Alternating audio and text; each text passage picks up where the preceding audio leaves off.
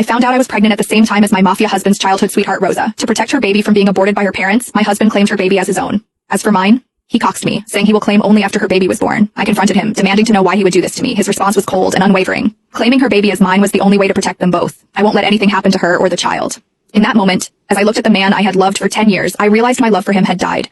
Not long after, my family condemned me, calling me a slut for having a child without a father and pressured me into getting an abortion. Meanwhile, my husband was in another city with his sweetheart helping her through her pregnancy. By the time he returned, I was already gone. I found out that my husband was accompanying his childhood sweetheart Rosa for her pregnancy checkup at my regular hospital this afternoon. Vincent, our baby looks so cute on the monitor. From the crack in the door, I saw Vincent's face lit up with a smile. Rosa was pointing at the monitor, and Vincent nodded, smiling back at her. If I didn't know that man was my husband, the father of my baby, I would have sworn they were a couple, happy and in love. Isabella Caruso, the doctor is ready for your examination, the nurse called. Vincent turned, his face drained of color, his eyes scanning the hallway. He must have heard my name. When his eyes landed on me, his mouth opened, but no words came out. I had been happily married to Vincent Falcone, my mafia husband, for nearly 10 years.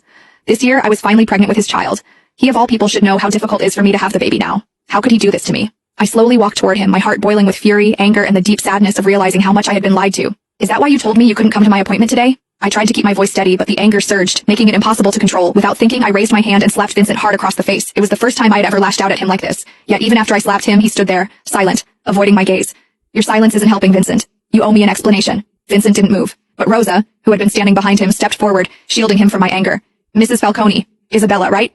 She said, her voice shaking. Blame it all on me. Vincent did nothing wrong. It was my mistake, Isabella. I'm the one who got pregnant. Blamed it all on you, huh? I scoffed, the bitterness in my voice clear.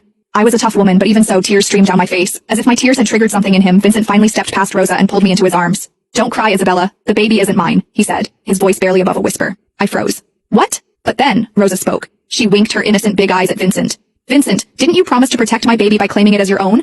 Why are you telling her now? Protect her baby? What the hell was going on? I broke free from Vincent's arms and stared at him. What the fuck is happening right now, Vincent? What the hell is she talking about? Vincent! Rosa called him too, clearly trying to stop him from saying anything more. But Vincent didn't hesitate. Isabella's my wife. She deserves to know. All right. Rosa's tear-filled eyes locked onto mine. If you really need to know, Isabella, Vincent decided to claim my baby as his, so he might not be able to claim yours. Vincent's face drained of color, but he stayed silent, offering no correction. But don't worry, Rosa continued, her tone suddenly sweet as she reached for my hand, her fingers hovering just above mine. Vincent said that even he can't claim your baby now. He'll adopt once you've given birth. Our baby will belong to the Falcone name, she added, her voice dripping with faux sincerity. I swear I saw a brief smirk twist her lips, but it was gone before I could be sure. I turned to Vincent, still silent, his head bowed as if he couldn't bear to look at me. Is this true, Vincent? My voice wavered as I forced the question out. You're going to give up on our baby to save hers? I'm sorry, Isabella, he whispered, his voice hoarse, barely audible. Tears welled up again. Is her baby so important to you that you'd abandon ours? Vincent hesitated, the pause slicing through me like a blade.